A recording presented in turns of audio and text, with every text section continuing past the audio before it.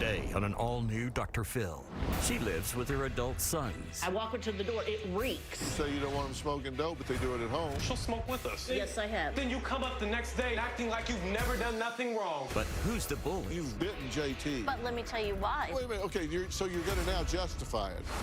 What are you two doing living with your mother? This is sick. This is a sick codependence that you need to sever. Today's gonna be a changing day in your life. You've never had anybody working harder to bring you to the threshold of change than right now.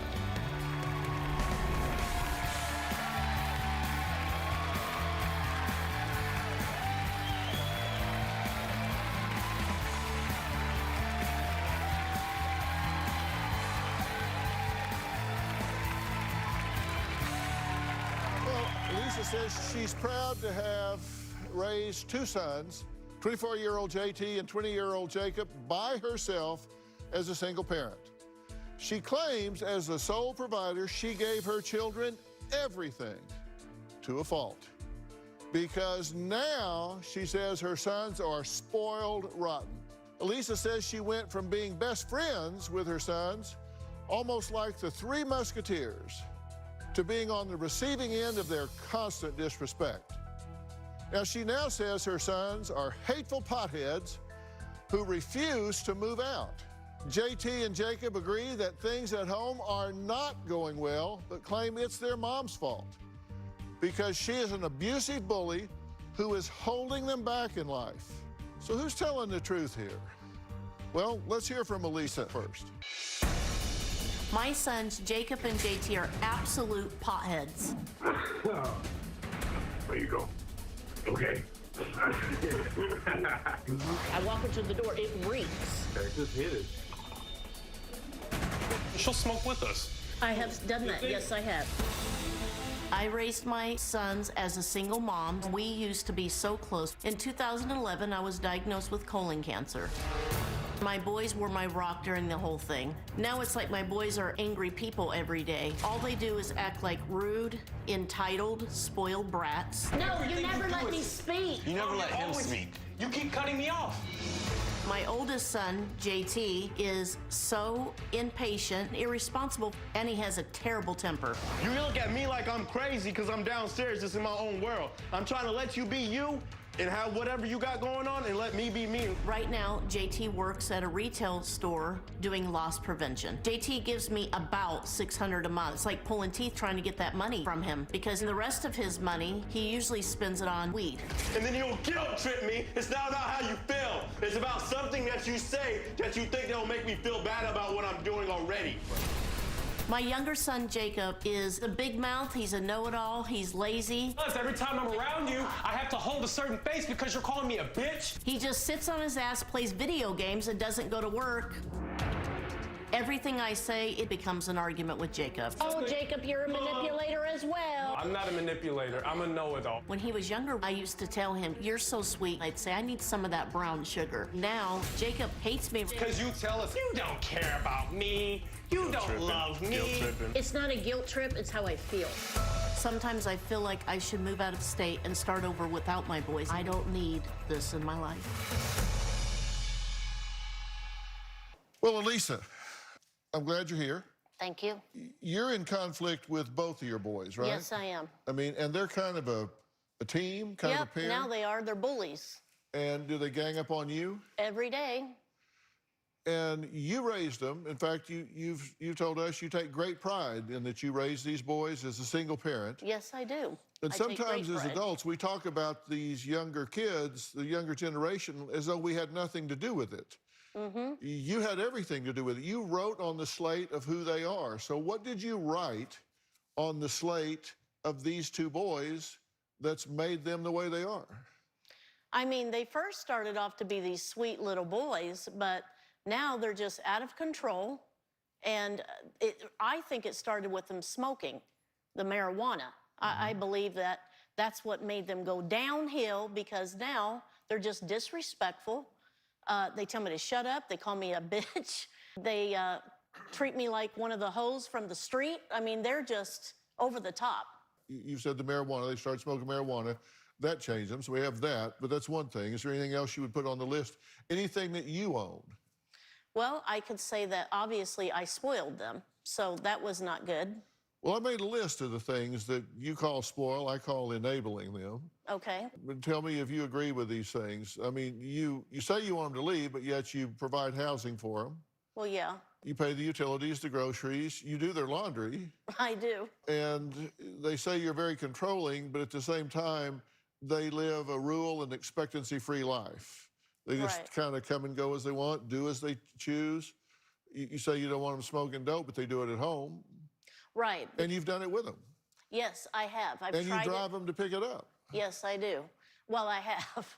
So I have tried it with them because I was trying to connect because I felt like we were disconnecting. Yeah, how'd that work for you? That didn't work at all. I mean, but I only did it like 3 times, but I'm not trying to justify. I know it's wrong. Well, oh, actually, you are. They're very big bullies.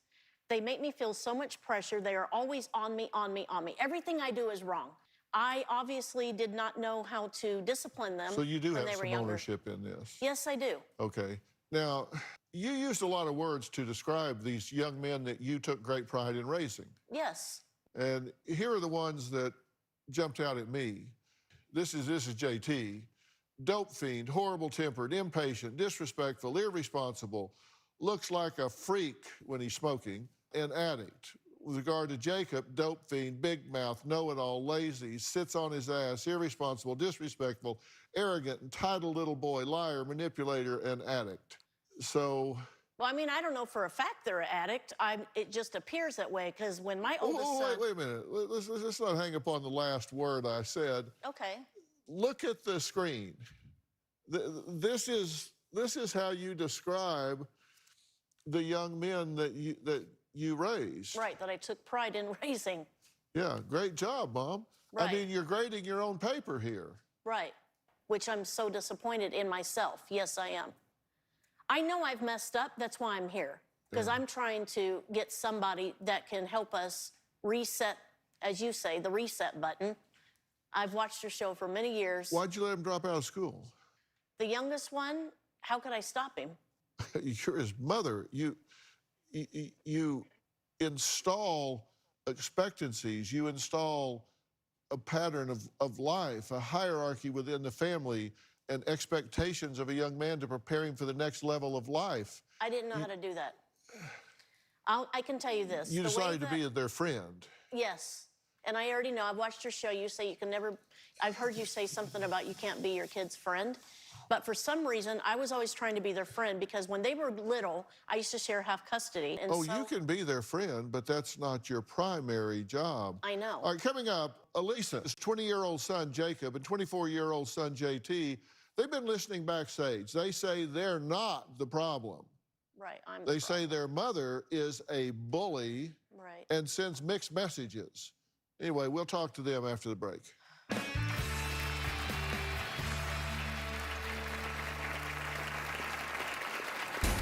My mom plays victim a lot. She loves for us to react. Always play Jacob, confused like you you don't have know to what's going on. understand. We got into an argument because you talked about something for an hour. My mom is loud, attention seeking, she's overbearing. That's because And that's my why mind he got skips mad. all over And the that's place. why... Living at home is hell. And later, I haven't met a lot of parents that bit their adult child. But let me tell you why. That was my Wait only... a minute. Okay. You know why Parent bidding? justifying biting child. My boys are so disrespectful, they gang up on me all the time. One time, JT told me I should have never had children. They have called me a bitch and told me that I'm The worst weapon that you have is your mouth. They always tell me that I'm dumb, and they tell me to shut up. That makes me want to just punch them right in their face. You have a problem with everybody. You always talk about how you're always angry. They're always demanding money for food or transportation. I'm tired of being ignored, dismissed, and disrespected in my own house. They want to be treated like men. They say they're men, but they don't act like men. Well, Elisa claims she was once close to her 2 sons, JT and Jacob, who she called her best friends. But 2 years ago, she says they completely changed. Her son says it's their mom who causes all the problems. So here's their side of the story. My mom has anger management problems, and she takes it out on me and my brother Jacob. Every time I say that you're angry, you say, so what? Is that okay? Well, that's because you doing that to me is provoking. Me and JT feel forced to react to all of our mom's chaos. My mom plays victim a lot. She loves for us to react. Always play Jacob, confused like you you don't have know to what's going on. understand. We got into an argument because you talked about something for an hour. That's because And that's my why mind he got skips mad. all over And the that's place. why. If I'm not working, I'm home smoking weed. It's like my glass of wine at the end of the day. Smoking weed helps us suppress our feelings with our mom to whatever she's trying to do to frustrate us. My mom is loud, attention-seeking, she's overbearing. Recently, me and my brother worked at a retail store together. We've caused conflict at every job that we've worked at together. I told you, Mom, you can't use my employee discount. It's for me or a spouse. My mom has no filter, and she just started going off on the cashier. It was completely embarrassing. My mom likes to create drama. My mom knows I'm a germaphobe, and she'll touch my straw just to piss me off. I've We're admitted alone. We're that alone. I'm not a good mom. Mom, I've that's not admitted the that I'm point. immature. Then you come up the next day, bold and acting like you've never done nothing wrong. Living at home is hell. I never thought I'd be living with my mom at age 24. She tries to guilt trip me by saying if she left, nobody would ever look for her. I was a lot more vulnerable than I am now. Right. I will look at that and think, if something happens to you, I'm gonna go crazy. I need my mom. As soon as me and JT started showing independence, that's when my mom started to get even more angry. I used to take pride in being around my mom, and now it hurts me because we can't even get along. Hey, guys. Hey. First, let me ask you anything you are just driven to say after listening to the conversation we've had first. Absolutely. Back in 2015, my life was really in shambles. I was really broken at that time. I was getting around the wrong people, and so I decided to go to church. So why did you stop doing that? I stopped going because after a while, I was getting tired of being ostracized by my mom for going, being questioned all the time, being yelled at. You know, it was very abusive in the household during that time. And you went with your brother. Yes. And so you took him along with the girl you were dating? Yeah. Yeah, but And- he didn't. But JT, And you didn't go the whole. excuse me. He was into it at the time, right? Yeah, we both were. I can't tell you how many millions of parents out there would be saying, oh my God, these boys were going to church. They wanted to go and spend time and Right. But excuse me, with the Lord, and Exactly. their mother lie. disrupted You the didn't go to situation. church the How whole did she time. disrupt it? She said, I don't think you should go anymore. I said, why? She's like, your grades are really bad. I said, Mom, my grades have always been bad. That was when I was around wrong people. They're pushing me to get an education. They're telling me school is important. They were changing my mindset. And I said, Mom, I just need some strength. And she screamed in my face, well, get some strength then. And then after that, I never wanted to be around her. Really, that's an odd response. Okay, but let me tell you why. Okay, I'm all ears. because when he was going to that church, I felt like he was being fake. And I grew up in church, so I understand the church thing. If he's hanging with the wrong crowd, then he starts hanging with the church crowd, and you think, well, this isn't totally genuine. What difference does it make to you? I mean, it seems to me like that is a huge improvement. That's true. But when he would come No, home, but, wait, no, but, that's a huge improvement, right? yes, it is. So why would you disrupt that? Because when he would come home, he totally disconnected from me and my other son.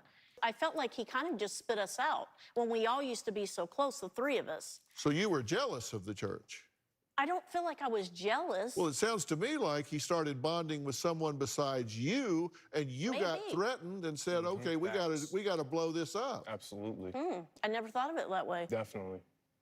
Well, Elisa says she's had to defend herself against her bigger and stronger sons who have gotten physical with her. We'll talk about that in a few minutes, and I want to hear really where all of this tension comes from. We'll be right back.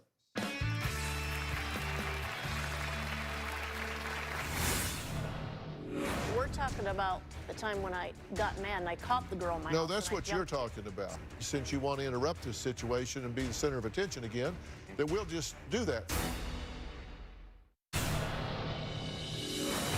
My mom is definitely a bully. She starts most of the physical altercations. You've definitely gotten in our face and tried to, what you gonna do? I know that. Last year, I found out that JT had a girl in my house. I instantly went home and saw him walking with the girl. I tried to jump on him because I was so angry. He reacted with rage and forcefully grabbed my arms. I ended up with a bunch of bruises. When you get wound up and when you get going, it gets me going too. One time she got really mad because we were not paying attention to her. She grabbed my art stuff and just threw it on the floor. I got mad, so I flipped the couch and I broke the window. She says that when we were kids, nothing went on. She stuffed me in a toy box and I threw up. Yeah, I did do that. The other night, we were making tacos in the kitchen. I smelled something burning, so I went downstairs. I was scared they were gonna start a fire because they were so high. Jacob said, "We don't need your help, we're grown-ups." My mom shoved me. I got really upset and I grabbed her by the shoulder and she swung at me. My brother shoved my mom on the table and I had to break them up. I'm not a physical person, but my mom really brings that side out of me.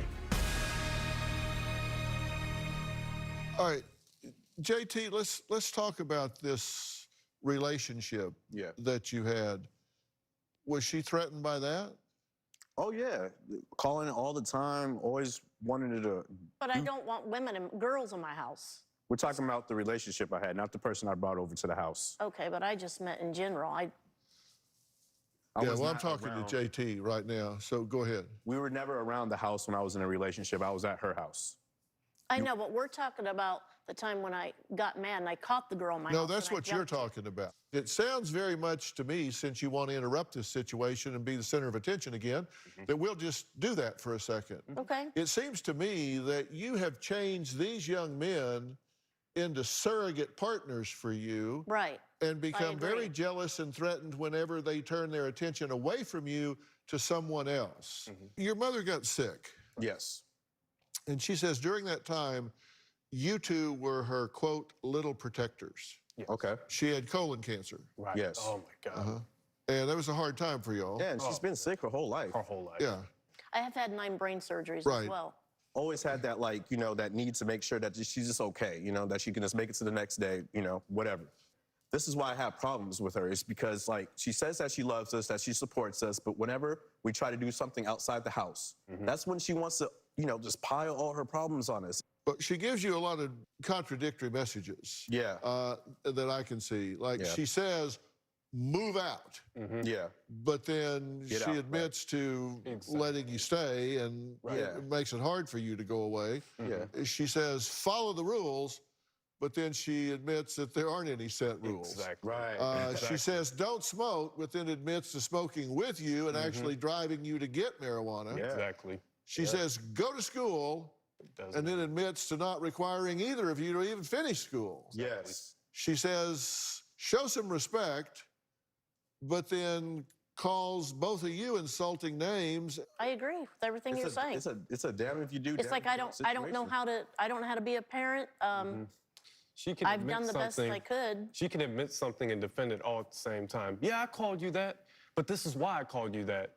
Oh, yeah, I've heard the justification Yeah. since she got out here. I just labeled it for her, but you are trying to justify it, right? You didn't come here to change. You came here to No. defend. No, I want to change. No. Yes, I do. We had Yeah. a conversation. Do you think that you're being childlike with them? Yes, I think I'm very childlike every day of my life. Yeah. I don't feel like I know how to be a grown-up. I don't think I've ever known how to be a grown-up. Because I haven't met a lot of parents that bit their adult child. Right. You've Well, bitten JT. But let me tell you why. That was my Wait a only... minute. Okay, so you're going to now justify it. Yeah. Well, of I just want to course. label this. Okay, but I wanna tell you. You're justifying a parent. Let me be sure I got this under the right category.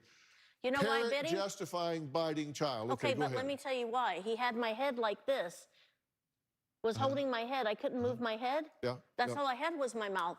She came at the stairs and said something burning. I was upset, so JT answered and said, no, there's nothing burning. She comes downstairs half naked already, which grosses me and JT out. What do you mean came down half naked? She had bra and Oh, panties my on. bra and my She'd be underwear. trying to sit on our bed and stuff like that. I'm like, that's After just we nasty. Like, after we kind of mentioned it to certain people, that's when she started putting on a shirt. But before that, it was bra and panties, and it would be very disgusting. We don't want to see her like that. She goes to the bathroom with the door open. We have to see that. She comes out, she's not wearing anything. We have to see that. It's so gross, and it's one of those things for me that torments me every day. How many times have we had conversations just by ourselves? Kind of hard to unsee that. Exactly. yeah. Coming up, Jacob claims he spends his days getting high, playing video games, and studying for his driver's license. while JT, who has studied art, works at a retail store. So why are these two highly intelligent young men so completely unmotivated, dependent on their mother? What the hell is going on here? After the break.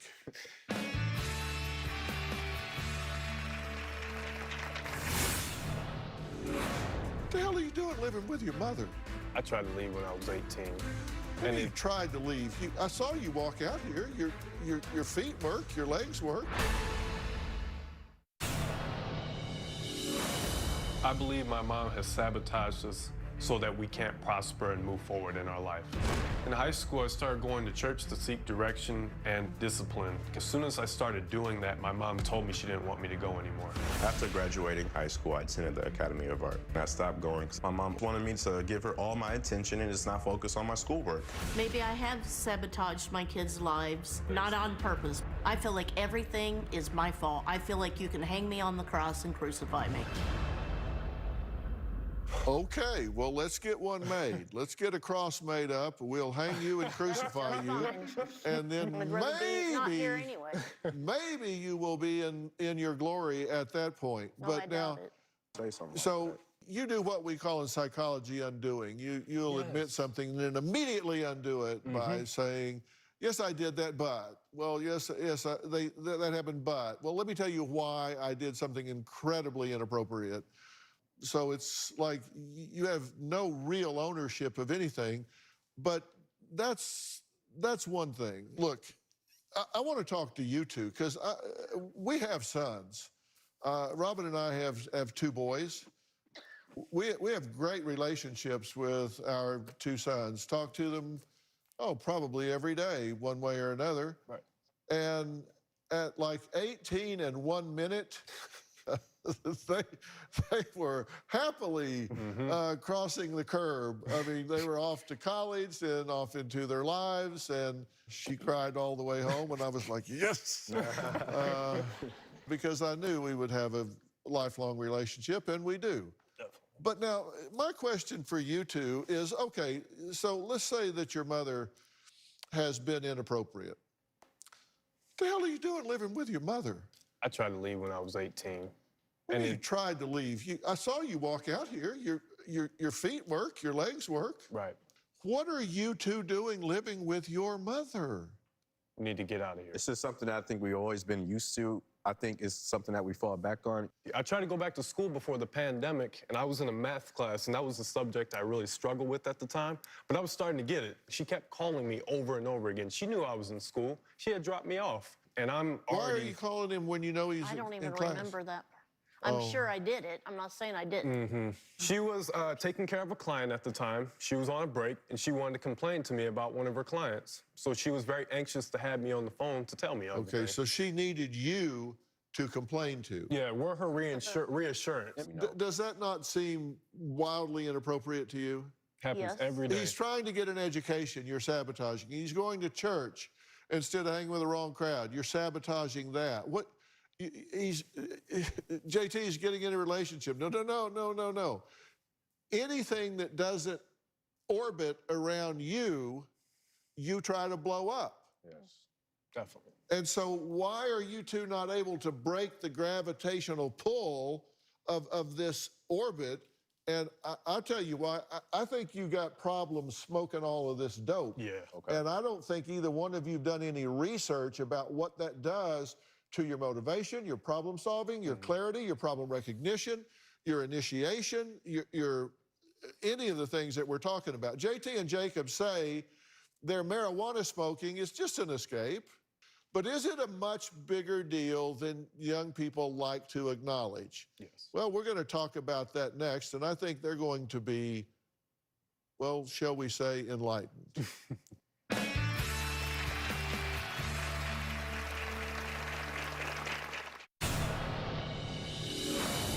My brother, JT, and I have been very close since we've been little. We lean on each other. When me and my brother argue, we try to just shut up and let things go. Really helps our relationship. JT may have a cool head when I don't. He tells me I don't always have to be right, and he calms my emotions. My brother puts me in check. I put him in check when it comes to issues with my mom. Without JT, I would be a very broken person. I don't know if I'd be talking to my mother. I think that she sees that we are a unit, and she tries to destroy that. I'd like to introduce Dr. Hans Breider, who is a professor of psychiatry and behavioral science at Northwestern University, an adjunct professor at Mass General. He's done a lot of research with Mass General and Harvard University. He's an author of a groundbreaking study that linked casual use of marijuana to major brain changes. Hans, how you doing?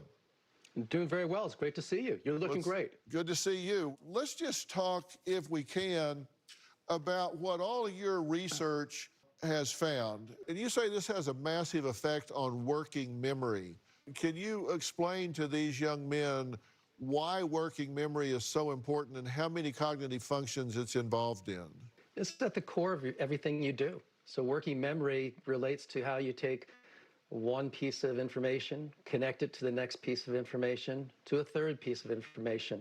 There may be 3 pieces of information you use in one sentence that you construct.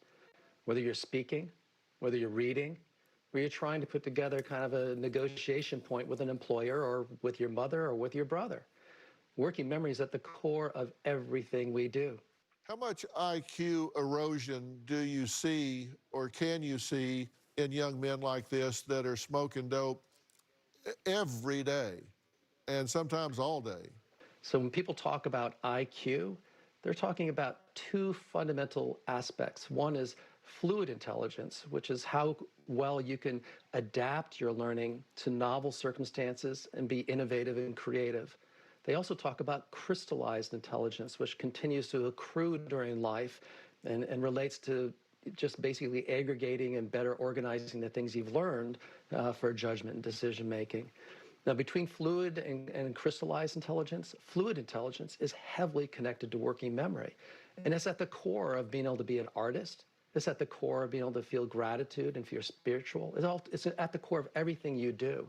I cannot emphasize how serious a threat to the fluid intelligence any decrement in working memory is.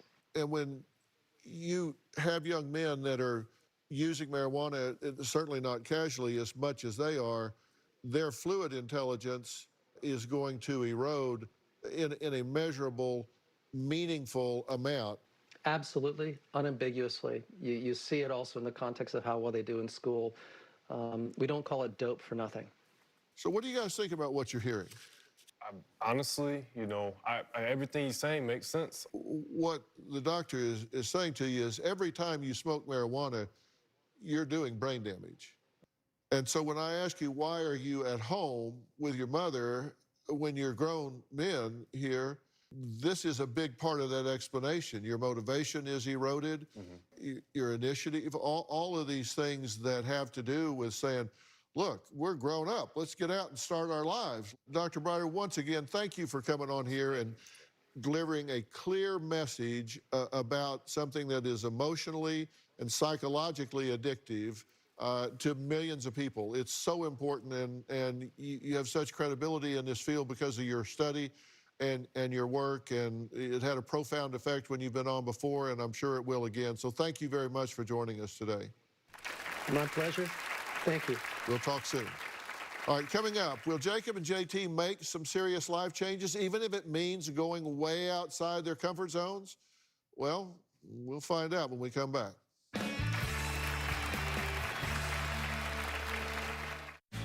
Hey, everyone, season 19 is underway. If you never made it to Hollywood to be a part of the studio audience, well, now it doesn't matter. If you're in Oklahoma, Georgia, Texas, New Jersey, or anywhere else in the world, now you can be a part of our virtual audience. All you need is a computer and an internet connection. Go to drphil.com and click on Be Part of the Audience for more information. That's right. Hope to see you soon.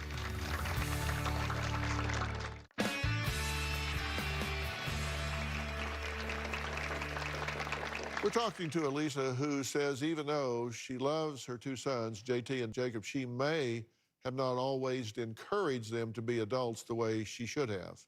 Do you really want these young men to be independent and successful? I need to learn. I need your help with that. I don't know how to do those things. Intellectually, you recognize that that's the thing that needs to happen. I do.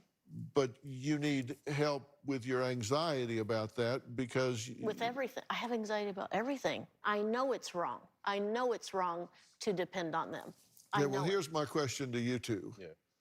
Do you get that smoking dope, which is addictive emotionally and psychologically, has taken the place of initiative, motivation, independence? Mm-hmm. So we've got two intelligent, healthy, attractive young men living with their mother in an apartment smoking dope all day. Yeah, definitely. You know, I like what the doctor said, honestly, Dr. Phil.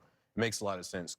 If you need permission to go out on your own, then let me give it to you from a professional standpoint. You two need to move out. Yes. Go live together, find an apartment together, do whatever, and nurture a relationship with your mother. If she needs help, help her, whatever. But you two need to get jobs, get out on your own, live on your own, and start having fun in life. Get excited about something. Yeah. Get into your life and stop being tied. So bad. This is sick. It really Yes, is. it is. This is a sick codependence that you need to sever. And this isn't to punish your mother. No. I guarantee you she will do better when she becomes self-reliant as well. And you say, I have anxiety, I don't know how to do this.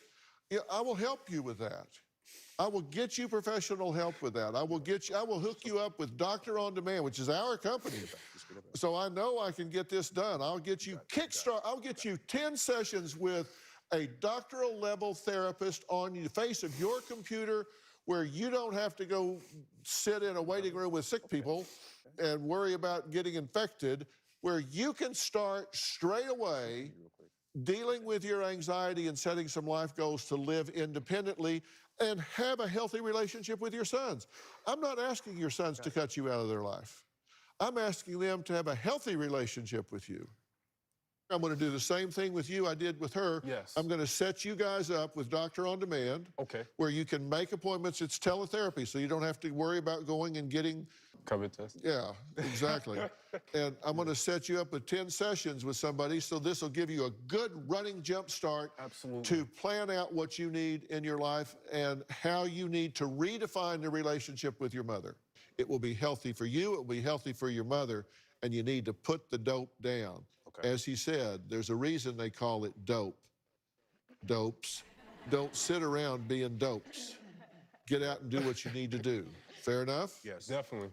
Coming up, many of you may know my next guest from her 20 years on Good Morning America. Before the COVID-19 pandemic, Joan London joined me to share a very personal story of survival. That's next.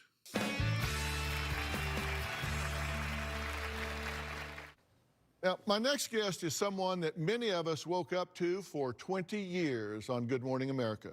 She is the award-winning journalist and author, Joan London. Now, on GMA, Joan frequently shared her life and personal stories. Then, in 2014, she announced that she had breast cancer. And she shared that experience with the world as well. And now she's on a mission to help others. Here's an excerpt from Joan London, Cancer Chronicles. Breast cancer can happen to anyone. 2-3 days after I got the diagnosis. And here I was in this unique position where all of a sudden I was given an opportunity to learn as much as I could and to share it with others. This is what chemotherapy looks like. Well, I'm back from surgery, and this is the best graham cracker. All right, here I am. This is round 2 of my chemotherapy regimen. It's Monday morning, January 5th, and this is the first day of my radiation therapy. Every person that reaches out to me on social media and says, thanks, you took the scary out of it. I knew what to expect. Makes it all worthwhile. Oddly, a horrible cancer diagnosis set me on this mission, but it truly is my mission, and it's one that I'm enjoying, and quite honestly, I think it's the most important assignment that I've ever been given. Well, joining me is Joan London. Thank you so much for being here. It's my pleasure. Seriously. No one ever wants to hear the words, you have cancer. What was your initial reaction in that moment that you heard those words? So I didn't think it would be me. I thought, you know, that 1 in 8 women will hear those words. But boy, when you hear those words, it's like the air is sucked out of the room. And then all of a sudden they said to me, you have an aggressive, very virulent, fast-growing kind of breast cancer. And so you're going to have to go through, you know, months and months of aggressive chemotherapy. You have 7 children, Yes, I do. including 2 sets of twins. How did you handle telling your what a beautiful family, by the way. How did you tell your family? The older girls, they just literally dropped everything, rallied behind me, and along with my husband, they were there at every single appointment with me. I have twins who are now 14 and 16. At the time, they were, I don't know, 6 and 7, 7 and 8. Yeah. So we sat them down and said that I have something like a boo-boo inside of me. And then there was like silence. And then my son said, are you going to die? I mean, they're savvy enough at that point, you know, but Right. they got it, that the cancer word, that that they were scared of me dying. Yeah. Now, you not only chronicled your journey on video, but you also wrote a book, Had I Known, a memoir of survival. Why was it so important for you to share your cancer fight? My dad was a cancer surgeon, and I thought I'd be a doctor.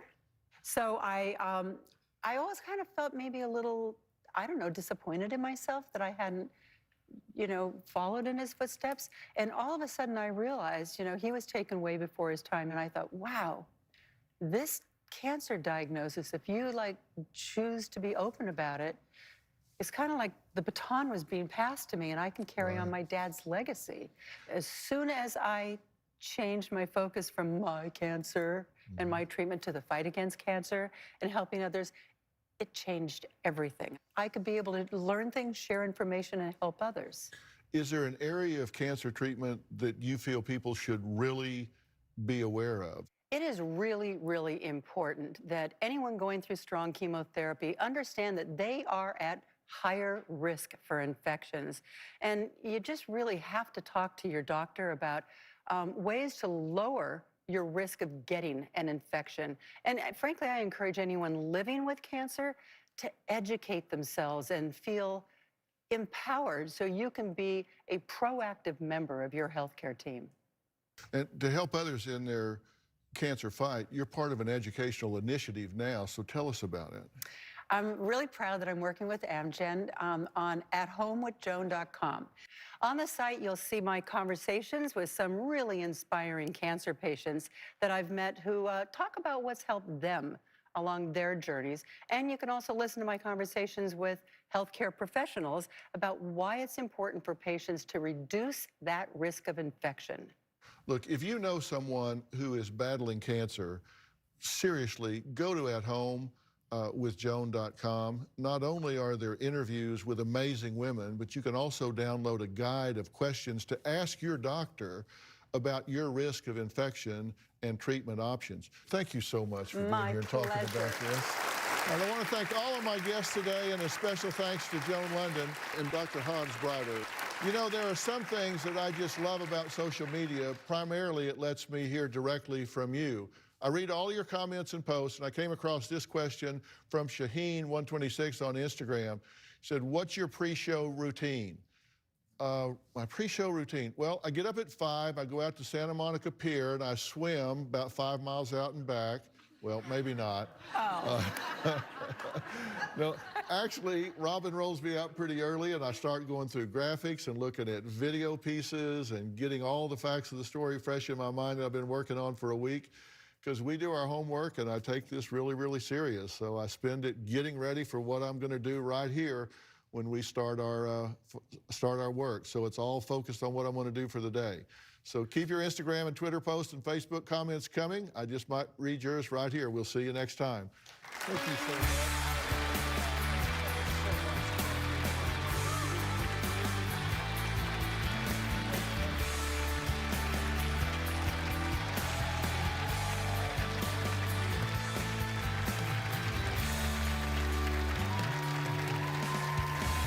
Bounce, bounce, all the girlies bounce. Take 'em to my house, turn the party out. Bounce, bounce, bounce, all the girlies bounce. Take 'em to my house, turn the party out. You warned me 1,000 times, memories can kill ya, but I didn't hear ya. I thought that I could fly, but woke up on the asphalt. I swear there was the last time. I've always been naive. Call it.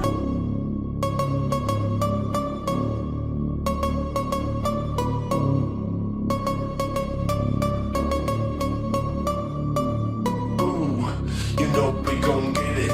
Ooh, you know we gon' get it. Ooh, you know we gon' get it. Every day and night, that's right. Ooh, you know we gon'